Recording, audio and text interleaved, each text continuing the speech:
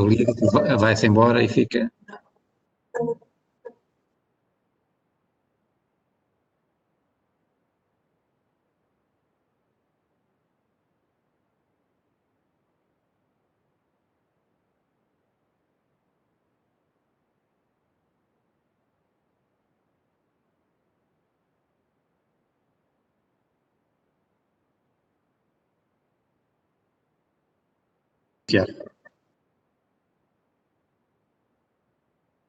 Muy buenas tardes, muy buenos días para América Latina. Vamos a empezar más una sesión de nuestro seminario y para eso paso desde ya la palabra a Coronel Ricardo Freire de Brasil. Muchas gracias, Ricardo. Muito obrigado, Jorge. Muy buenos días, buenas tardes a Espanha, buenas tardes a Portugal, buenos días a América. Nosotros vamos impartir desde Brasil la conferencia que trata de la integración de la mujer en las Fuerzas Armadas en el estudio de caso de Brasil. Para esta ponencia tendremos la participación de la contraalmirante ingeniera naval Luciana Mascarenhas da Costa Marrone, que nació acá en esta ciudad de Río de Janeiro a 5 de mayo de 1966, licenciada en Ingeniería Eléctrica con énfasis en electrónica por la Universidad Federal de Río de Janeiro. Ingresó en las filas de la Marina de Brasil y fue declarada guardia marina en 23 de mayo de 1989. Ascendió a su puesto actual en el 25 de noviembre de 2018. Además de los cursos de la carrera militar, Estado Mayor para oficiales intermedios y educación superior, tanto en la Escuela de Guerra Naval como en el curso de estudios superiores en política y estrategia en esta Escuela Superior de Guerra, que para nosotros es un motivo de gran orgullo. Posee una maestría en Ingeniería de Telecomunicación en la Naval Postgraduate School, NPS, en Estados Unidos de América. Desempeñó sus funciones en la Marina de Brasil en las siguientes organizaciones militares: Centro de Electrónica de la Marina, Dirección de Telecomunicación de la Marina, Comisión Naval Brasileña en Washington, Estados Unidos de América, como estudiante en la NPS. Centro de Tecnología de la Información de la Marina, directora. Dirección General de Material Naval, asesora del director general, en esta Escuela Superior de Guerra como pasante, y en la Dirección de Comunicaciones y Tecnología de la Información de la Marina, donde es la actual directora.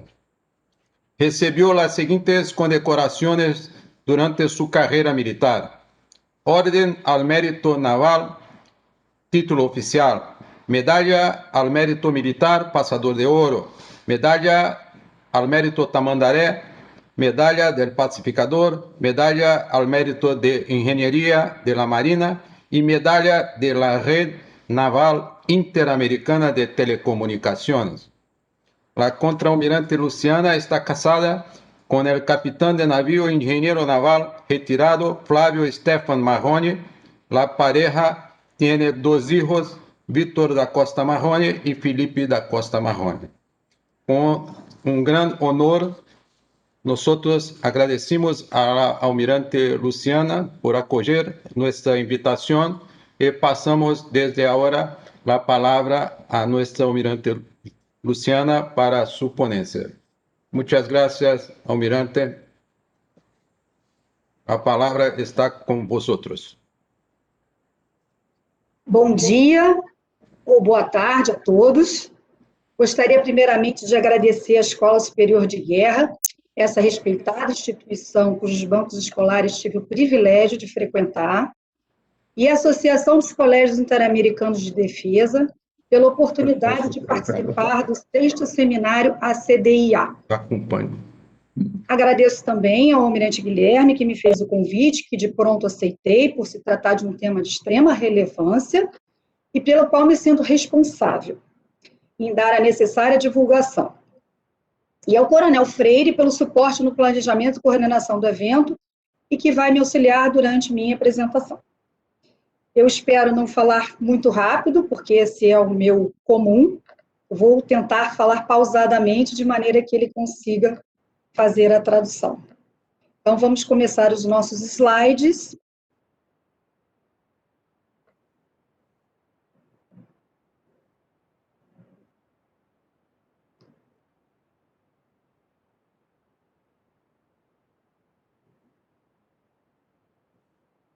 Eu não vejo os slides ainda.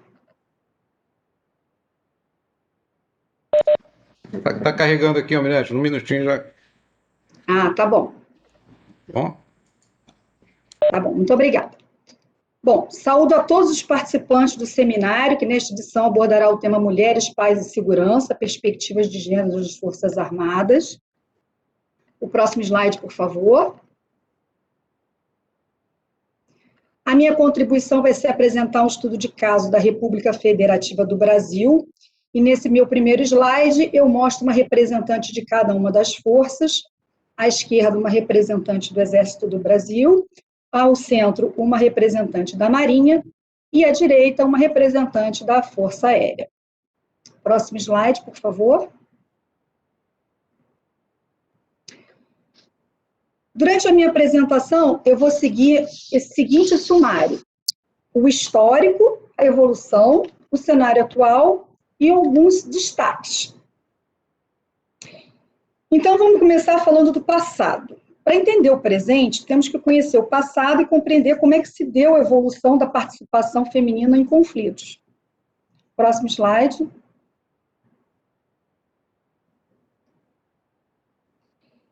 Até o século XX, o papel da mulher variava de sociedade para sociedade, de período a período.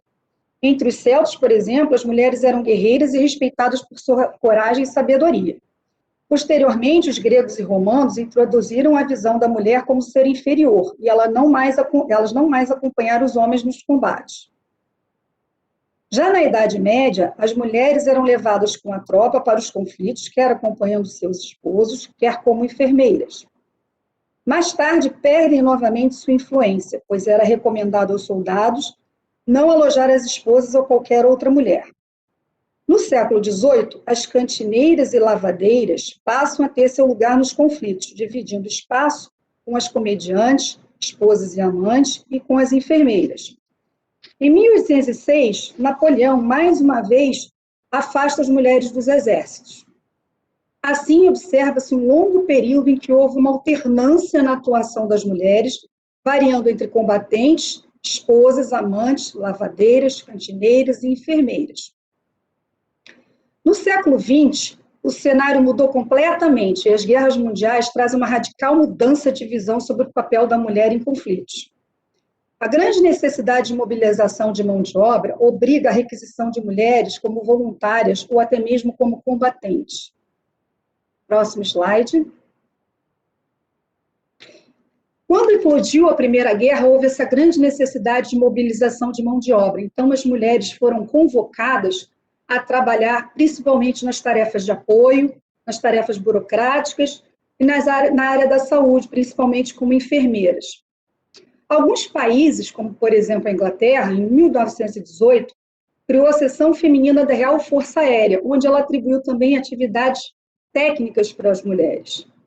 A Alemanha também atribuiu atividades da área de armamento e comunicações. E a Rússia foi além e teve as primeiras pilotos militares do mundo. Próximo slide, por favor. Quando estoura a Segunda Guerra Mundial, o valor das mulheres já é conhecido. Então, de novo, elas são chamadas a contribuir.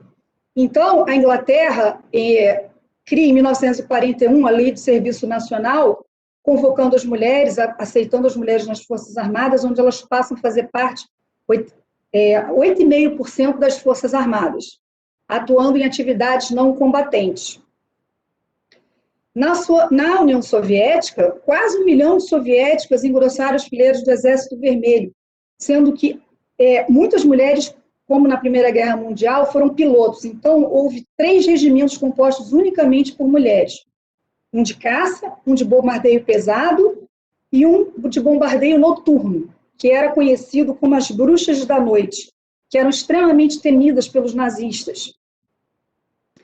No Brasil, em 1943, foi criado o Corpo de Enfermeiras da Reserva do Exército, onde foram convocadas as mulheres para lutar e seguiram para a Itália, com a nossa Força Expedicionária Brasileira, para dar suporte aos nossos pracinhos.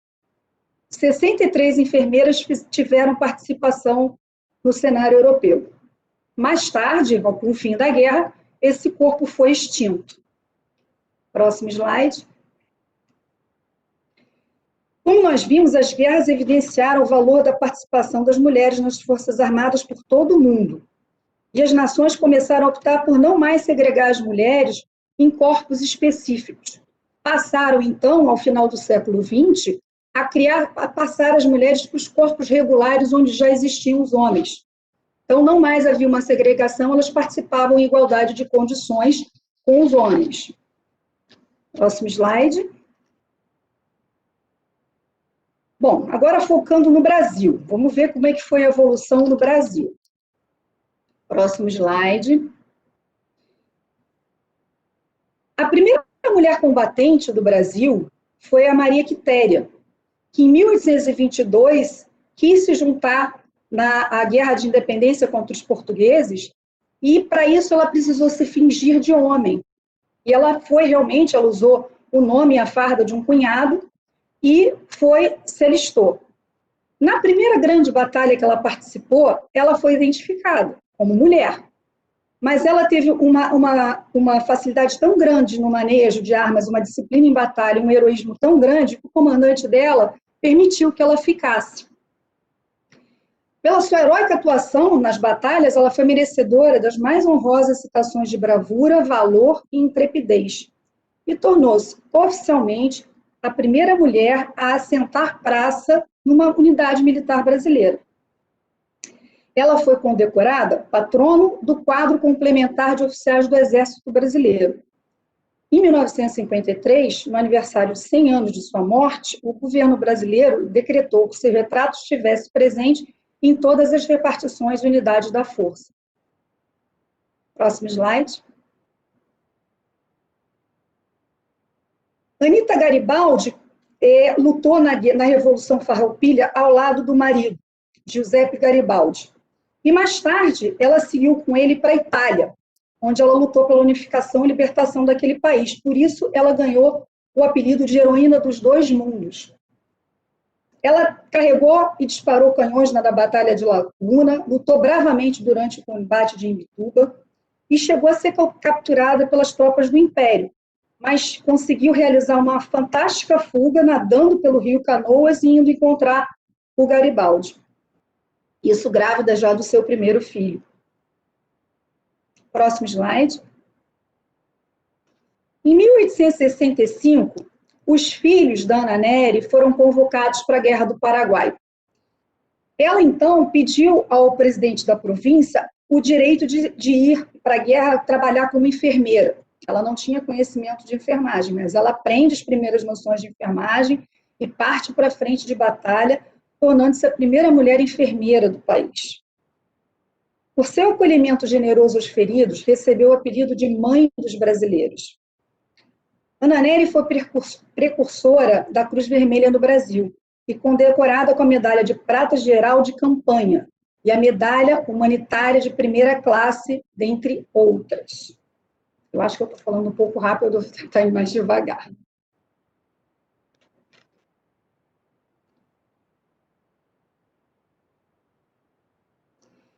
Então, é a partir de 1980 que a mulher começa a sua caminhada nas Forças Armadas, mas de uma forma legal e permanente.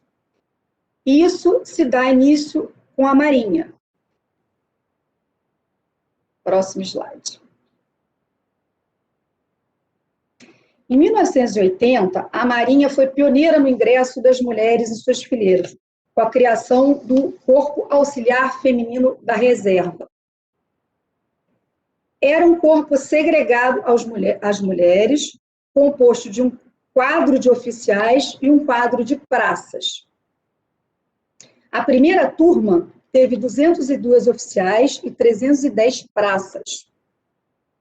Em 1997, foi promulgada uma lei, a 9519, muito importante, porque ela extinguiu o corpo auxiliar feminino, reestruturou os corpos e quadros de oficiais e praças, permitindo que as mulheres fossem deslocadas para os corpos e quadros a quais elas pertenciam pela profissão, pela sua capacidade, sua habilitação de entrada na força, e concorreriam, então, em igualdade de condições com os homens. Então, por exemplo, eu entrei ainda para o corpo auxiliar feminino, eu não era ainda considerada engenheira naval. Com essa lei de 1997, eu passei a integrar o Corpo de Engenheiros Navais, tendo todas as prerrogativas de comando, cursos, direção e promoção que os homens já possuíam. E, graças a isso, eu pude ser promovida a almirante em 2018. Em 2012, a Marinha promoveu a primeira mulher ao posto de oficial-general, a contra-almirante médica Dalva. A contra-almirante Dalva é da primeira turma. Ela entrou em 1981, com a primeira turma. Em 2014, as mulheres ingressam na Escola Naval para compor o Corpo de Intendentes da Marinha. Ainda não era possível às mulheres participar dos corpos operativos por causa de uma lei que protegia a família e não permitia que as mulheres participassem dos corpos da Armada e de fuzileiros navais. Em 2017, essa lei, a Lei 3.541, passou a permitir a participação nas atividades operativas da Marinha. Isso permitiu que a Escola Naval abrisse vagas para as mulheres para que elas optassem, mais posteriormente, aos corpos operativos. Em 2018, a Marinha promoveu a segunda mulher oficial-general, essa que vos fala, dessa vez uma engenheira. Em 2019, ingressou a primeira turma na Escola Naval que vai poder optar, no segundo ano, pelo Corpo da Armada ou pelo Corpo de Fuzileiros Navais. Elas ingressaram em 2019, então, ao final desse ano, elas poderão fazer a opção para o Corpo de Intendentes, Corpo da Armada ou Corpo de Fuzileiros Navais. O planejamento futuro. Em 2023, as escolas de aprendizes de marinheiros e a Escola de Formação de Soldados Fuzileiros Navais vão formar as primeiras turmas com mulheres, graças, de novo, à lei de 2017, que permitiu a entrada das mulheres nessas escolas. E por que não antes? Isso é um planejamento para alinhar a entrada, a chegada das mulheres nos navios, tanto de oficiais quanto praças. Então, a turma que entrou em 2019 estará embarcando ao final de 2023 nos navios. Então, ao mesmo tempo, estarão se formando as primeiras mulheres do Corpo de Praças da Armada e estarão embarcando ao mesmo tempo. Existe um planejamento de um aumento gradual de mulheres nos meios operativos, de maneira tal que, a partir de 2033, o efetivo de mulheres nos meios operativos e nas unidades de fuzileiros navais será de 27% de oficiais e 27% de praças. Próximo slide. Agora nós vamos falar da evolução no Exército Brasileiro.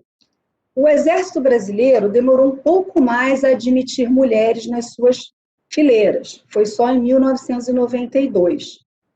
Próximo slide, por favor. Em 1992, 52 mulheres ingressaram no quadro complementar de oficiais da Escola de Formação Complementar do Exército. onde foi graduada a primeira turma de oficiais composta pelos dois sexos. O Exército demorou um pouco mais, mas ele já integrou as mulheres em corpos onde já existiam homens. Ele já pulou uma etapa e as mulheres já ingressaram em corpos junto com os homens. Em 1997, o Instituto Militar de Engenharia e a Escola de Saúde do Exército receberam aquelas que seriam os primeiros oficiais de carreira, engenheiras e médicas, engenheiras militares. Em 2001, a Escola de Saúde abriu inscrição para as mulheres para concurso público para preenchimento de vagas no curso de sargentos da saúde. Em 2012, a Lei 12.705 normatizou os requisitos para ingresso nos cursos de formação militares de carreira do Exército, com destaque para a imposição do ingresso do sexo feminino na linha de ensino militar bélico. Próximo slide, por favor. Em 2017, as primeiras alunos sargentos ingressaram nas OMCTs, que são os quartéis-escola, para receber a instrução básica militar. No mesmo ano, ingressaram 40 alunos na Escola Preparatória de Cadetes do Exército, que depois viriam a ingressar na Academia Militar das Agulhas Negras em 2018, para 4 anos de instrução especializada, ao qual, no final deles, elas serão oficiais de carreira bélica. Em 2019, as mulheres que entraram em 2017 puderam optar pelo serviço de intendência, que contaria com 60% do efetivo total, e o quadro de material bélico, que seria 40% do efetivo feminino total. Próximo slide. A FAB admitiu mulheres apenas 2 anos após a iniciativa da Marinha, mas ela foi a primeira força armada a admitir mulheres na sua academia militar. Próximo slide. Em 1982, a FAB abriu as portas para o ingresso das mulheres. A Lei 6.924, de 1981, criou o Corpo Feminino da Reserva da Aeronáutica. Então, assim como a Marinha, ela também segregou as mulheres num corpo próprio.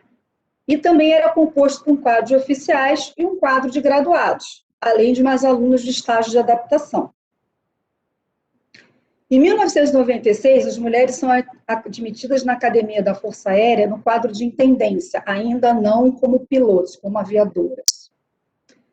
Em 1996, as mulheres ingressam no Instituto de Tecnologia da Aeronáutica, o ITA, para formar engenheiras militares.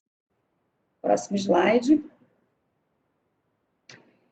Em 2003, a Academia da Força Aérea, a AFA, recebe a primeira turma de mulheres para formar aviadoras, agora sim, já no setor operativo da Força. E, atualmente, a FAB possui pilotos mulheres dos mais diversos tipos de aviação militar. Em 2017, foi promovida a abertura de vaga para mulheres na Escola Preparatória de Cadetes do Ar, e, em 2020, a FAB escolheu pela primeira vez uma mulher para ascender ao generalato, a coronel médica Carla Lírio Martins, que será promovida daqui a menos de 10 dias, dia 25 de novembro. Próximo slide, por favor. Eu apresentei aqueles fatos isolados por força, né, cada evento dentro de cada força, e nesse slide eu resolvi fazer uma cronologia trazendo todos esses eventos para uma linha do tempo, de maneira que nós tivéssemos uma visão ampla de como ocorreu entre as 3 forças no Brasil. Então, as caixas em azul escuro são os eventos ocorridos na Marinha. As caixas em azul claro, os eventos ocorridos na Força Aérea. E as caixas em verde, os eventos acontecidos no Exército. Nesse primeiro slide,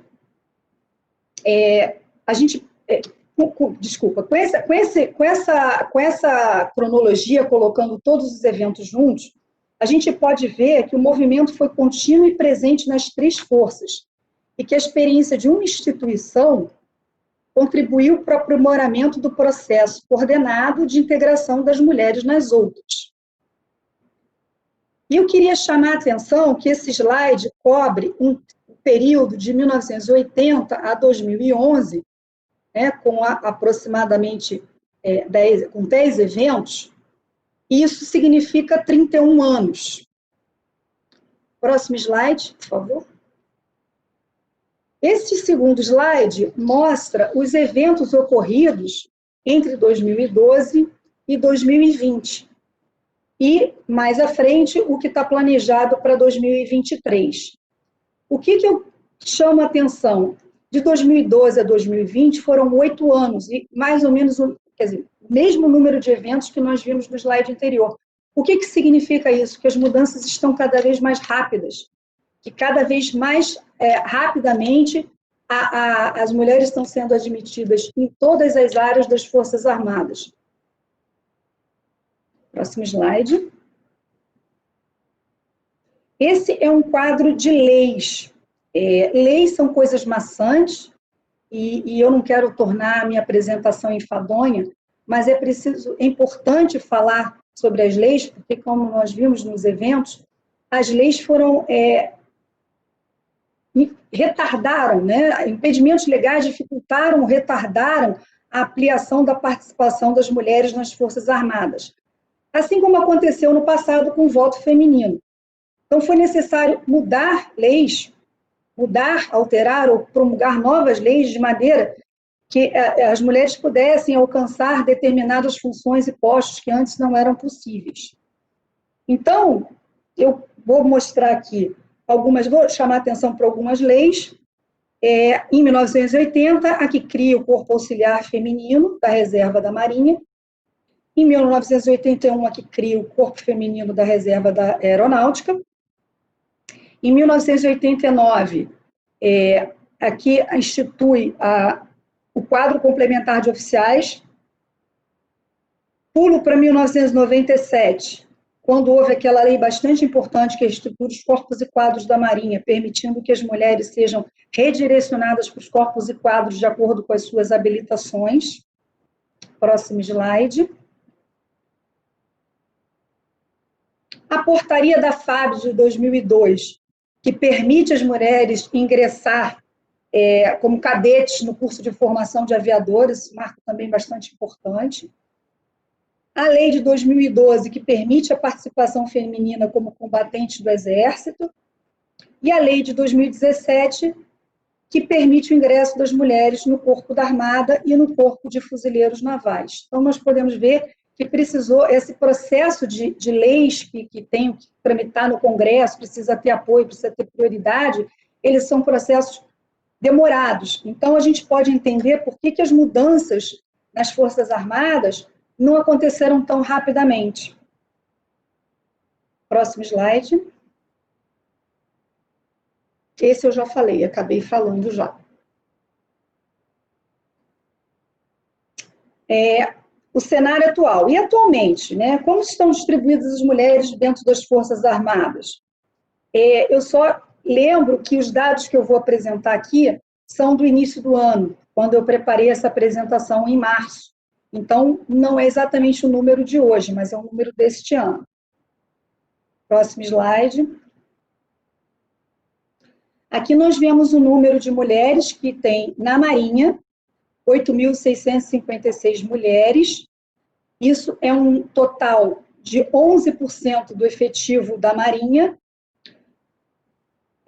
Podemos notar aqui que a concentração maior é de segundo tenente, temos aqui 1.968 oficiais.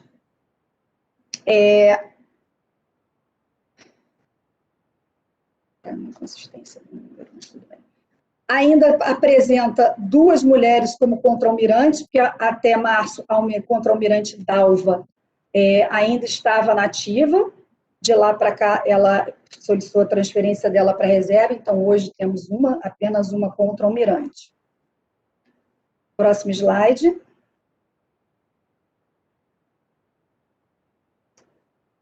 No Exército, o número de mulheres é maior, que o da Marinha, 10.656 mulheres, porém, como o efetivo do Exército é muito superior, muito maior do que o da Marinha, elas são apenas 6% do efetivo do Exército.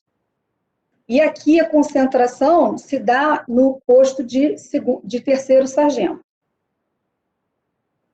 Ainda não temos nenhum oficial general no Exército. Como eu relembro, o Exército foi a última força a admitir mulheres. Próximo slide. Aqui, os números da FAB, da Força Aérea. Temos 11.775 mulheres, um total de 18% do efetivo de toda a Força Aérea. É um total bastante expressivo. Aqui, na nossa tabela, ainda não temos a Brigadeiro Carla, que será promovida este mês, mas podemos já saber que haverá um oficial general. E aqui a concentração também é no posto de terceiro sargento. Próximo slide. Agora, aqui uma distribuição das mulheres dentro dos corpos e quadros. E eu começo de novo pela Marinha. E aqui nós podemos ver que a grande maioria das mulheres se encontram na área da saúde. E aqui são só médicas, são médicas, enfermeiras, dentistas, farmacêuticas, fisioterapeutas, psicólogas, enfim, todas as profissões da área da saúde. Aparece aqui, em segundo lugar, em termos de tamanho, o quadro técnico, que reúne diversas profissões, são profissões que não têm um quadro específico. Em seguida, temos engenheiras, 8% de engenheiras, o que é um número bom, considerando que na própria engenharia nós temos um número pequeno de mulheres. Intendentes, 7%. E auxiliar, que são oficiais que são promovidos desde praça para oficiais, né? Elas vêm do corpo da Armada ou do corpo de fuzileiros navais e são promovidas ao corpo auxiliar, como oficiais. Próximo slide. No Exército, nós vemos também que a saúde domina, não tanto quanto a Marinha, são 49% no corpo de saúde, também envolvendo diversas profissões da área da saúde. A área da engenharia é maior, 13%, maior do que na Marinha, que talvez seja razoável, uma vez que eles têm um número maior de oficiais. E no quadro complementar, que também é aquele quadro que congrega várias especialidades, várias profissões, 37% do efetivo. Próximo slide. Na FAB, de novo, temos a saúde aqui preponderante, 45%. O técnico, que de novo são várias profissões, 20%. Intendentes, 24%, desculpa, pulei aqui, intendentes, 24%. Engenharia, 10%. E aviadoras, apenas 1%. Próximo slide. A partir daqui, achei importante destacar algumas mulheres que contribuíram e continuam contribuindo para que a presença feminina fosse consolidada ao longo desses 40 anos. Elas serão apresentadas numa ordem cronológica das suas conquistas. Próximo slide. Aqui uma curiosidade. A primeira piloto militar brasileira não foi da FAB, foi da Marinha. A capitão de fragata Denise, como parte do treinamento para se especializar em medicina da aviação, precisou fazer o curso de piloto. Então, ela se tornou a primeira piloto militar brasileira pilotando um helicóptero Bell Jet Ranger. Posteriormente, ela aprofundou seus estudos na medicina da aviação no Naval Operational Medicine Institute, tornando-se a primeira mulher a afiliar-se à Aerospace Medical Association. Em 2012, a Força Aérea Brasileira homenageou com a entrega da Medalha Mérito Santos Dumont, por ser a primeira médica de aviação da Marinha e primeira mulher militar a realizar voo solo em aeronave militar do Brasil. Próximo slide. Em 2007, nós tivemos a primeira mulher militar a ocupar o cargo de subchefe da Estação Antártica Comandante Ferraz, a nossa importante estação antártica. A comandante Janaína concorreu com outros 10 oficiais, todos homens, e foi escolhida para esse cargo. E lá ela passou 1 ano na Antártica. Próximo slide.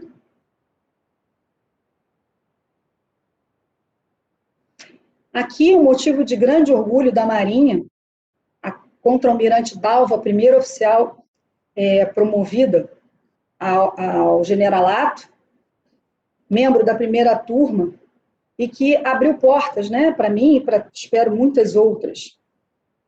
Próximo slide. Em 2015, temos a primeira mulher piloto a pilotar um helicóptero de ataque, a primeira tenente aviadora Vitória. E, com apenas 23 anos, ela passou a comandar um helicóptero blindado de 12 toneladas que dispara mísseis e foguetes. Próximo slide. Aqui, a coronel, ainda coronel Carla, médica Carla, que foi, na FAB, em 2015, a primeira mulher a comandar uma unidade, e em 2020 se tornou a primeira mulher escolhida para ascender ao generalato. Por acaso, ela é minha colega de turma, cursou a ESG na mesma turma que eu. Grande amiga. Próximo slide. Em 2016, a primeira mulher a pilotar a aeronave de transporte e primeiro piloto brasileiro a pousar no continente antártico, a capitão aviadora Joyce. Ela pilota um C-130 Hércules e é a única mulher a fazer parte do quadro de tripulantes que realizam os voos antárticos. Ela enfrenta condições bastante adversas. Ventos de intensidade superior a 30 nós, pista coberta de neve com apenas 1.292 metros de comprimento, normalmente avistada apenas na altitude mínima de descida, devido ao baixo teto e visibilidade, que são características comuns àquela região. Na foto à direita, ela está pequenininha, talvez não dê para perceber, sou eu e a capitão Joyce. Eu tive o privilégio e a honra de ser conduzida por ela para a Antártica em 2019, quando eu fui para a inauguração da infraestrutura de telecomunicações da nova base, e ela que conduziu o avião, para minha grande felicidade.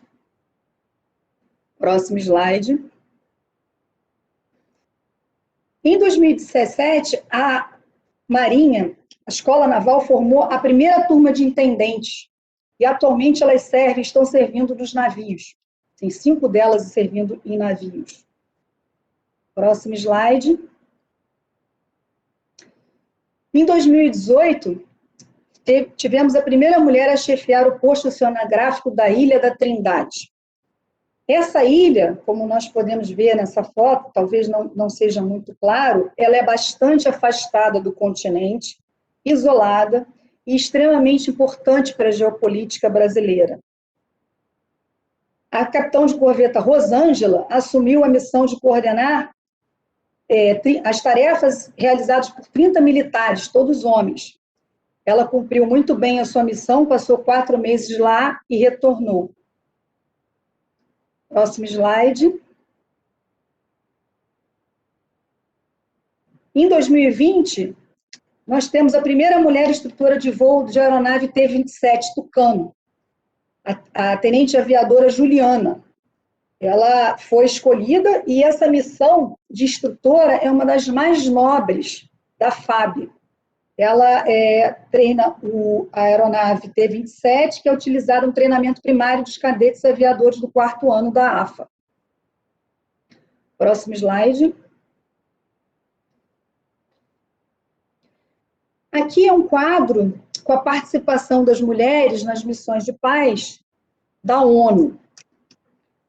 Visando atender a resolução número 1325 de 2000 do Conselho de Segurança das Nações Unidas, que trata da importância da ampliação da participação feminina em operações de paz, a Marinha do Brasil passou a realizar, uma vez por semestre, o estágio de operações de paz para mulheres, que tem como objetivo disseminar conhecimento sobre operações de paz para o público feminino militar, entre oficiais e praças estabilizadas das Forças Armadas e Forças Auxiliares, bem como civis.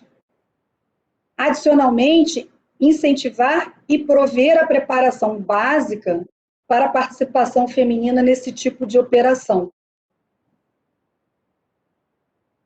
No quadro estão os números da ONU de 2019.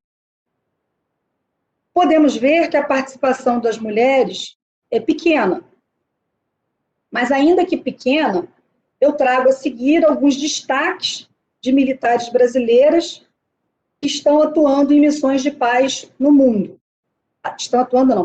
Atuaram e estão atuando em missões de paz no mundo. Próximo slide. Aqui eu começo em 2014. De novo, eu vou apresentar em ordem cronológica. Em 2014, a capitão de fragata Carla Daniel foi pioneira no Líbano e, posteriormente, ela foi designada para o Departamento de Operações de Manutenção de Paz da ONU em Nova York, isso em dezembro de 2007, onde ela se encontra até hoje. Ela foi a primeira mulher a atuar embarcada na Força-Tarefa Militar da UNIFIL. É a única força-tarefa marítima da ONU, na função de assistente do almirante comandante da força, um almirante brasileiro. Ela agora se encontra na ONU, na Nova York, e, ao que tudo indica, vai ser rendida para uma outra oficial da Marinha. Próximo slide. Em 2014, nós tivemos a tenente-coronel médica Schendel, que foi a primeira oficial de Estado-Maior para a missão das Nações Unidas para a estabilização da Libéria. Ela assumiu a função de assessora de gênero, representando o Exército Brasileiro. Próximo slide. Em 2017, a primeira-tenente AFN Débora foi a primeira mulher combatente dos fuzileiros navais. E aqui eu relembro que auxiliar fuzileiro significa que ela veio de praça e ascendeu para o oficialato. Por ter ascendido ao oficialato, ela pôde realizar em 2016 o curso de especialização em guerra anfíbia, que habilita o oficial a comandar um pelotão de infantaria, tornando-se assim a primeira militar combatente. Em 2017, ela integrou o 25º contingente no Haiti, na MINUSTAH, e foi comandante de pelotão. Então, ela foi a primeira mulher combatente brasileira numa missão de paz. Próximo slide. Em 2017, a major-intendente Luana foi a primeira mulher da Força Aérea Brasileira a servir como staff officer em uma missão da ONU. Ela serviu no Sudão, na UNAMID. Próximo slide. Em 2018, a tenente-coronel Andréa Firmo foi a primeira brasileira observadora das Nações Unidas e primeira comandante de uma base da Força de Paz da ONU no Saara Ocidental, a Operação MINURSO. Ela iniciou como observadora militar, mas assim que se qualificou no deserto, identificaram nela a possibilidade de substituir o treinador do quartel, devido à sua experiência na área educacional. Essa designação de comandante de Team Site foi dada pela primeira vez a uma mulher. Como comandante de um Team Site em Tifarit, ela fazia a coordenação das atividades dos observadores militares e passou a comandar 22 nacionalidades diferentes e mais os polissários, que eram os trabalhadores locais. Próximo slide. Em 2018, a capitão de corveta Márcia Braga foi indicada como assessora de gênero na República Centro-Africana, a Operação MINUSCA. Aqui eu vou contar uma história, que eu tive a oportunidade de encontrar a comandante Márcia Braga, e ela, nas primeiras semanas que chegou na República Centro-Africana, ela sofreu uma emboscada. A população local rebelde emboscou o carro onde ela estava com outro oficial do Exército, foi apedrejado o carro e bateu numa árvore. E ela foi salva por pouco por uma unidade de polícia local que conseguiu conter temporariamente os manifestantes, retirar o oficial do Exército e a comandante Márcia Braga e evadi-los da área do conflito. Esse oficial teve uma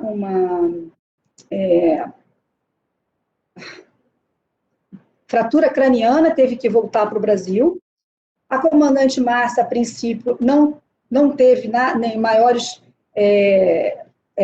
danos, maiores ferimentos, mas depois foi constatado que ela estava com uma hemorragia interna, ela foi removida para um país vizinho para receber atendimento.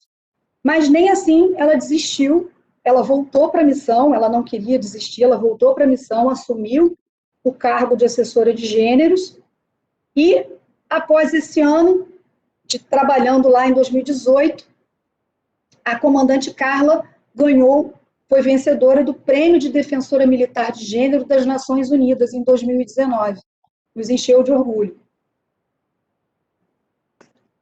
Próximo slide. Em 2018, duas oficiais da FAB, a major-intendente Daniela Nunes e a major-intendente Laura Nakamura, foram para operações de paz, missões de paz no continente africano. A major Daniele assumiu a função de Staff Officer na missão das Nações Unidas no Sudão do Sul, a UNMISS, e a major Laura Nakamura tornou-se observadora militar na missão das Nações Unidas para o referendo do Saara Ocidental, a MINURSO. Próximo slide. Em 2019, a capitão de fragata Carla Araújo rendeu a comandante Márcia Braga, na República Centro-Africana, como assessora de gênero na MINUSCA. Ela também, uma história dela, quando ela chegou lá, ela começou a trabalhar, se empenhar bastante na missão, e alguns colegas disseram que por que ela estaria tão empenhada se a oficial do ano anterior já tinha ganho o prêmio, que um raio não cai duas vezes no mesmo local. E ela respondeu que ela não fazia isso por prêmio, ela fazia isso porque ela achava que era o certo, que era o que ela deveria fazer. E um raio caiu duas vezes no mesmo lugar, e ela também foi vencedora do prêmio de Defensora Militar da Igualdade de Gênero da ONU. Ou seja, 2 anos seguidos, 2 mulheres brasileiras conquistaram esse prêmio. Próximo slide. Em 2020, nós temos 5 mulheres integrantes da Unifil. No Estado-Maior, a capitão de fragata Ana Luísa, que desempenha a função de ajudante do oficial de inteligência, e a capitão de corveta Glida, que é assessora jurídica. A bordo do navio Capitânia, no Departamento de Saúde, temos a capitão-tenente Juliana, médica, capitão-tenente médica, e a capitão-tenente do Corpo de Saúde, Cristiane. E a segundo-tenente IM Narayane, que é encarregada da divisão de intendência. A segundo-tenente Narayane foi formada naquela primeira turma de oficiais intendentes da Escola Naval. Nesse exato momento, nós temos, então, essas 5 mulheres lá. Próximo slide. Aqui, eu vou fechar minha participação com as minhas considerações finais.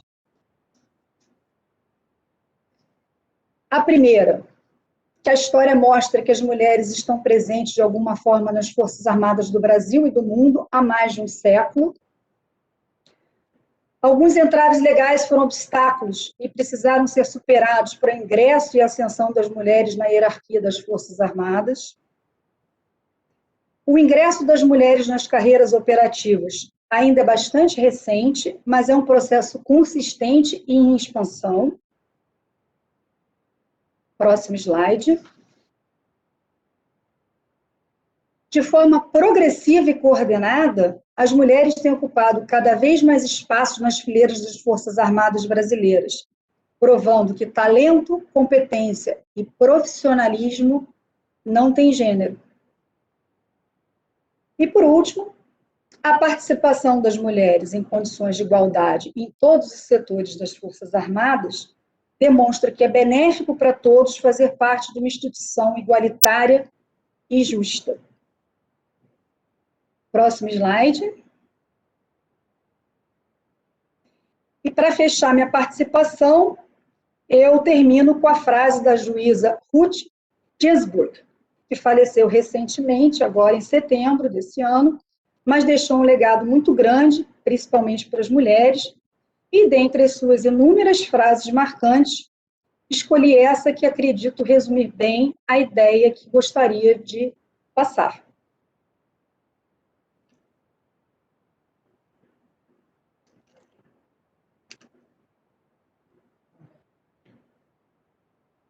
À medida que as mulheres alcançam o poder, as barreiras caem.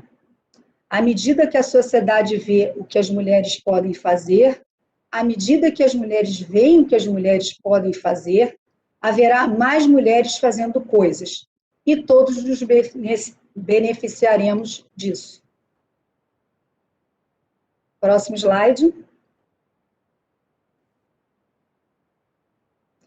Eu agradeço a atenção de todos e estou à disposição para perguntas. Muito obrigado, Almirante, pela excelente apresentação. E vamos esperar um pouco aqui, aguardar um pouco para que as perguntas que vão aparecendo aqui no chat, para que a gente possa traduzir e apresentar.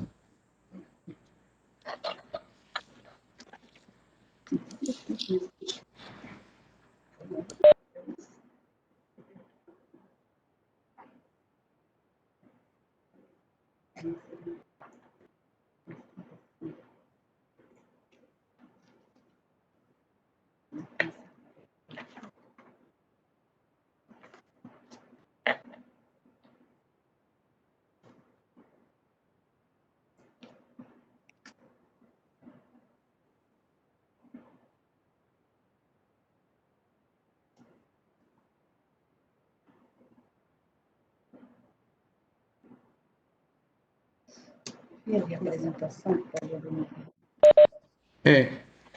Almirante, já temos aqui uma pergunta que vem de Portugal. Eu vou perguntar em português, depois traduzo. Com as mulheres concentrando-se ainda nas áreas de apoio à saúde, há nas Forças Armadas brasileiras uma preocupação futura em incentivar as mulheres a participar nos cargos mais operativos, como, por exemplo, o curso de infantaria da AMAN, por exemplo, da Academia Militar. Pode-se dizer ainda que algum tipo de barreira ou condicionalismo para isso, um condicionamento contrário? Na sua opinião, seria necessário, em termos de adaptação, modificar mais leis para que as mulheres pudessem concorrer a todas as especialidades? Hablando em espanhol, con las mujeres concentradas aún en las áreas de apoyo y de salud en las Fuerzas Armadas de Brasil, hay una preocupación para que en el futuro ocurra un incentivo para que las mujeres puedan participar en las tareas operativas, como por ejemplo en la infantería de la Academia Militar. ¿Es posible que pasado algún tiempo sea necesario romper barreiras ou outros obstáculos. Em sua opinião, seria necessário, em termos de adaptação da lei, das normas, para que as mulheres tenham condições de participar em todas as atividades militares. Muito obrigado, Almirante. Obrigada pela pergunta. Eu acredito que as leis, a maior parte das leis já foram criadas para permitir a participação das mulheres, tanto é que nós já temos alunas na escola naval, cursando já com a possibilidade de escolher as carreiras operativas. Nós temos já no Exército as mulheres nas formações de sargento e oficiais já cursando neste momento, e a FAB já tinha as aviadoras da AFA. Eu acho que ela só não tem realmente ainda na área de fuzileiros navais. Eu não sei, posso procurar informação se existe alguma lei que impeça, porque a portaria falava de aviadores especificamente. Talvez ainda precisemos mudar mais alguma lei. Quanto ao incentivo, existe sim um incentivo. Eu acho que o próprio planejamento da Marinha, até 2033, ter 27% de oficiais e 27% de praças no meios operativos, já é um incentivo para que as mulheres participem.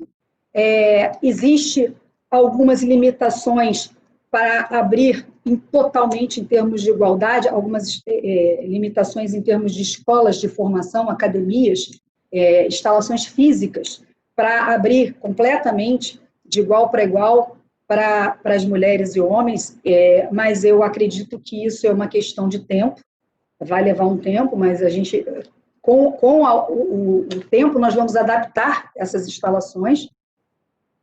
A mesma coisa eu digo dos navios, as instalações dos navios também precisam estar preparadas para ver essa segregação dos homens e mulheres, mas existe toda uma vontade do oficialato, da cúpula, das Forças Armadas, em incentivar a presença feminina na área operativa, tanto na área, falando pela Marinha, na área de fuzileiros navais, como no Corpo da Armada. Gracias, Almirante. Eu vou traduzir para os portugueses para que entendam su... Pero que dijo la Almirante es que la mayoría de las leyes ya fueron cambiadas. Es probable que sea necesario alterar una u otra más. Hay también necesidad de adaptación de buques, de cuarteles, de academias para recibir más mujeres. Pero el más importante es que hay una buena voluntad, un esfuerzo de Brasil para recibir las mujeres en la área operativa de las Fuerzas Armadas y que ese futuro es seguro que pasará así. A outra pergunta, Almirante, vem do Chile. Se pergunta, agradece a sua apresentação e pergunta se, do seu ponto de vista feminino, a senhora crê que as mulheres tiveram que fazer muitos sacrifícios para alcançar as suas metas pessoais e acho que também profissionais. Ele quer perguntar se esse sacrifício é desmedido em relação aos homens. Acho que o cerne da pergunta é esse. A pergunta que vem de Chile, la Almirante cree que las mujeres militares han tenido que hacer los mismos sacrificios que los hombres para alcanzar sus metas profissionais. Obrigada pela pergunta. Eu diria o seguinte: nas sociedades, de uma maneira geral, as mulheres têm funções a mais do que os homens, não é só nas Forças Armadas. Então, quando se pergunta se existe um sacrifício a mais do que os homens, na verdade, isso é uma realidade da nossa sociedade, que normalmente cobra da mulher mais participação nas tarefas domésticas do que os homens. Graças a Deus isso está mudando. Então, o que eu posso responder é que nas Forças Armadas nós temos exatamente as mesmas necessidades e limitações que existe no meio civil. Então, por exemplo, quando nós somos mães, nós precisamos nos afastar algum tempo para amamentar. Isso não atrapalha em absolutamente nada a carreira. Eu sou mãe de 2 filhos, amamentei os 2, tive o meu período em casa e retornei ao trabalho sem nenhum tipo de prejuízo. Ter filhos e trabalhar é um desafio para qualquer mulher, tanto no meio civil quanto no meio militar. Então, acredito que os sacrifícios que são feitos são da mesma forma que qualquer mulher que trabalha numa sociedade. Não vejo como maior do que dos homens, por exemplo. As mulheres dentro da Marinha, das Forças Armadas ou dentro da sociedade em trabalhos têm o mesmo tipo de cobrança. Posso falar por mim, nunca senti nenhuma dificuldade em conciliar a minha vida como esposa, mãe e profissional. Precisei ir, por exemplo, fui cursar nos Estados Unidos por 2 anos e o meu marido me acompanhou. Eu vejo isso como uma coisa absolutamente natural. Ele tirou uma licença, pediu uma licença por 2 anos para poder me acompanhar e consideramos isso totalmente natural. Então, diríamos que o meu marido fez um sacrifício? Sim, fez. Então, podemos ver que, dependendo da situação, podemos abrir mão ou fazer algum sacrifício pela nossa carreira ou pelo nosso companheiro. Espero ter respondido a pergunta. Gracias, almirante. La contestación del almirante fue, en términos generales, que el sacrificio que hace una mujer en las Fuerzas Armadas es común a la mujer que está en el mercado laboral civil, o sea civil, sea militar, y que las mujeres tienen dificultad cuando son madres, para la alimentación del niño, para cuidar del niño, pero muchas veces el marido tiene que compartir con la mujer las dificultades.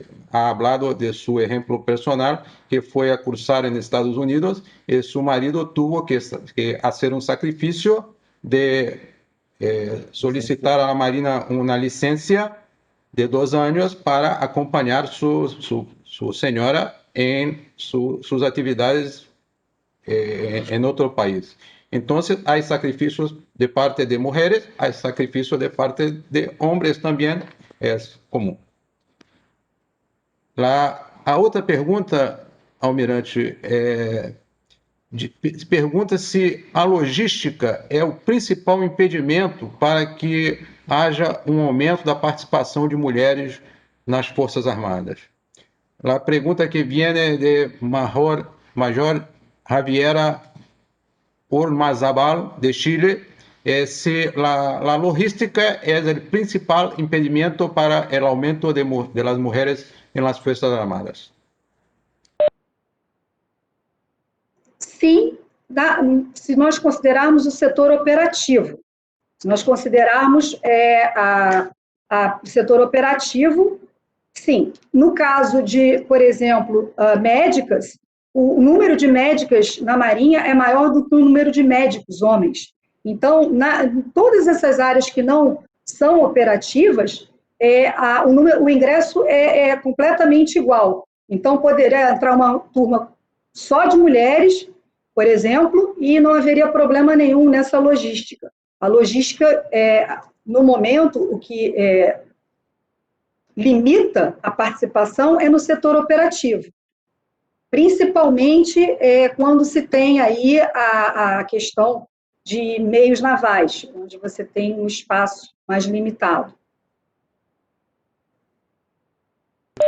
Entonces, la contestación del almirante es que la principal dificultad logística está en los medios operativos, en especial para los buques porque tiene restricción de espacio para segregación de mujeres y hombres. Entonces, hay dificultad logística, em especial em los meios operativos. A próxima pergunta, Almirante, vem da Tenente Baruch, que é a instrutora das meninas lá da Academia Militar das Agulhas Negras, as pioneiras do Exército, e ela diz que em nada as cadetes deixam a desejar na formação em relação aos cadetes do segmento masculino. Porém, há um anseio por parte delas em relação à igualdade de vagas para missões no exterior em relação aos seus colegas de turma. A senhora acredita que no futuro nós veremos vagas no Exército para todas as armas, quadros, serviços indiscriminadamente e não a divisão do segmento feminino e segmento masculino? A pergunta viene de la Tenente Barud, Tenente Primera Barud, que é instrutora da Academia Militar de las Agulhas Negras, e dijo que las cadetes que tienen una formación que no deja nada a desejar en relación al segmento masculino. Porém, tiene anseos, tiene aspiraciones de que las cadetes del segmento femenino tengan igualdad de oportunidad de cupos en misiones afuera de Brasil, en misiones en el exterior, en comparación con sus colegas de promoción, sus compañeros de promoción. Si la almirante piensa que en el futuro no habrá más essa separação. Obrigada pela pergunta. Eu tenho certeza que as mulheres não deixam a desejarem absolutamente nada, pelas informações que eu tive, as alunas estão se destacando e estão obtendo aí médias maiores até do que os homens. Agora, realmente, essa segregação tende a terminar. Eu não consigo conceber que isso no futuro não vá ser completamente igual. É uma tendência. A gente observou naquela linha do tempo que pode ter demorado, pode ter sido com algumas, talvez, situações não desejáveis da primeira vez que, por exemplo, foi criado um corpo segregando as mulheres na Marinha, não é o desejável, mas está sendo corrigido ao longo do tempo, e eu não vejo espaço para que no futuro haja diferença entre homens e mulheres em área nenhuma. É um processo lento que precisa adaptação, mas que vai acontecer, eu não tenho dúvida nenhuma. E está acontecendo cada vez mais rápido, como eu mostrei na linha do tempo. As coisas estão cada vez mais rápidas. Sim, eu acho que isso vai se tornar completamente igual à carreira dos homens e das mulheres dentro do Exército. Então, a contestação é de que o processo é contínuo e tem ocorrido cada vez mais rápido, embora no Exército sea cumplido un programa más despacio que en las Fuerzas Armadas, no se piensa que en el futuro ocurran discriminación mientras mujeres, mientras hombres en las Fuerzas Armadas. En el futuro todo va a ocurrir de manera común en las tres fuerzas, como ha pasado desde la línea de tiempo que foi apresentada em la ponencia. A outra pergunta, Almirante, vem do Chile, da Academia Nacional de Estudos Políticos e Estratégicos, da ANEP do Chile, o comandante Fernando Migran. Ele pergunta se há programas específicos para fomentar a participação das mulheres em operações de paz aqui no Brasil. A pergunta que viene de ANEP Chile, se há programas específicos para fomento de participação da mulher em operações de paz.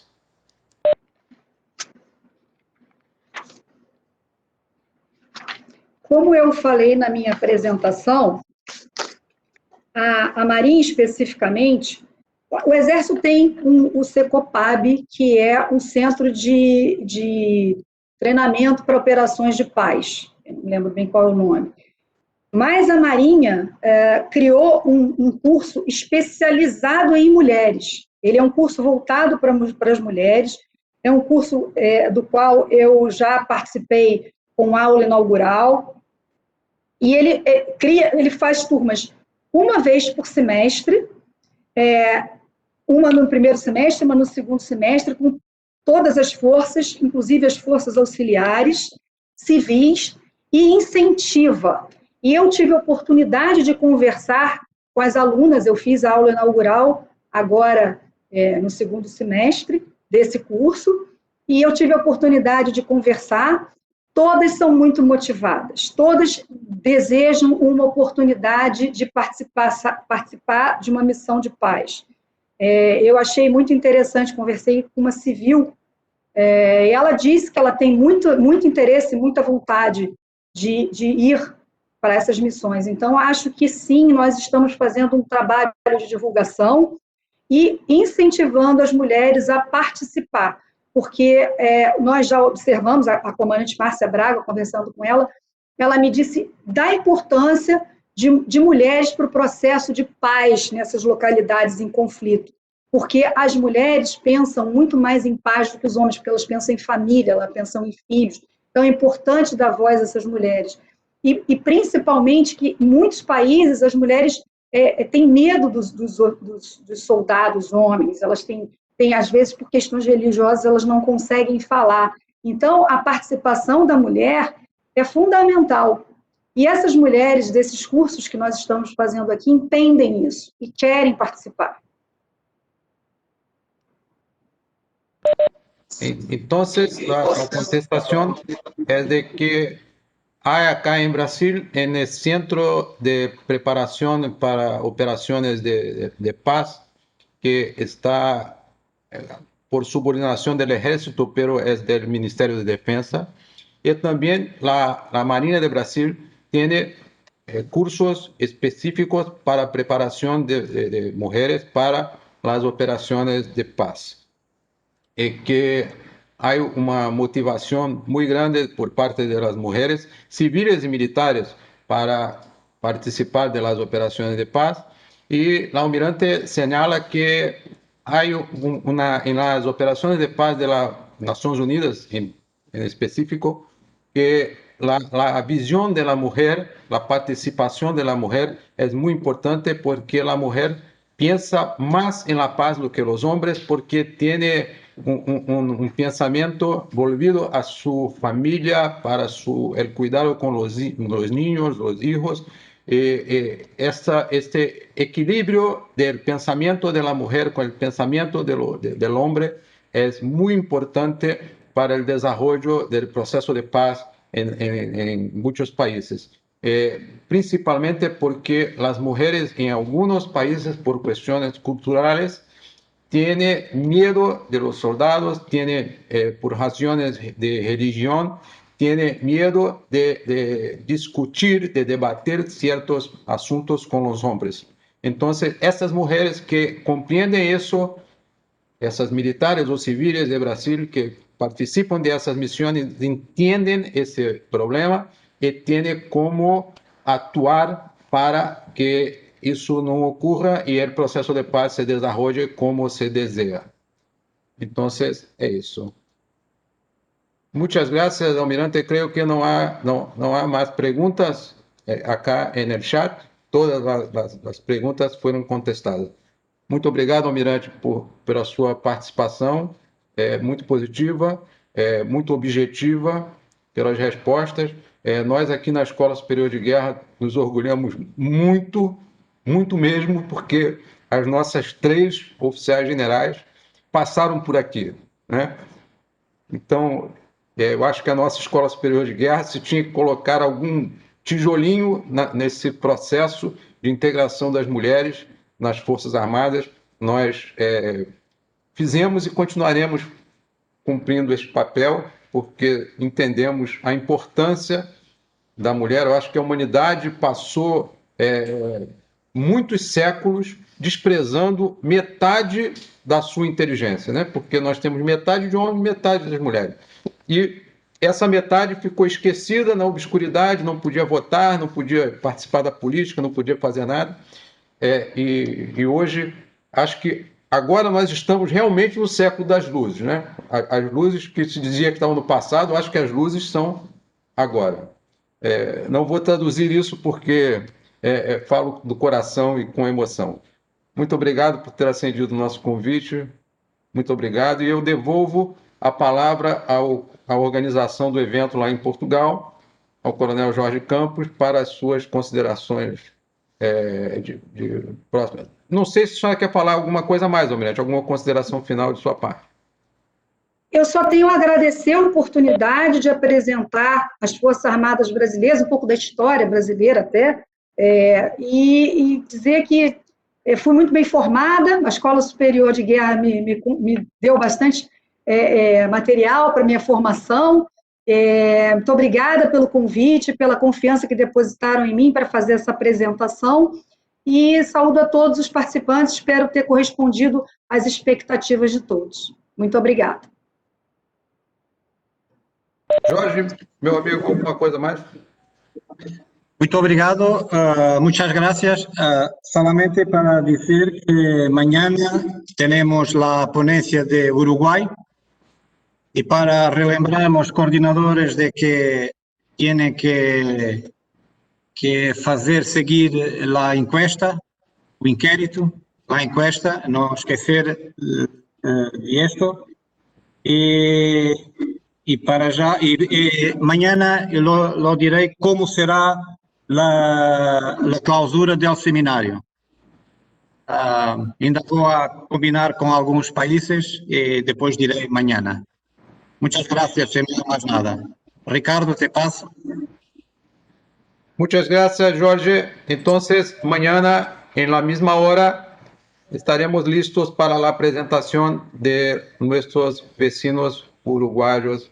Muchas gracias a todos por la participación. Tuvimos casi un centenar de personas presentes en esa presentación. Muchas gracias a todos. Abrazos. Hasta mañana. Gracias, Ricardo. Gracias a todos. Muito obrigada. Desligando. Muchas gracias a todos. Obrigado, Miranda. Excelente presentación. Hasta mañana.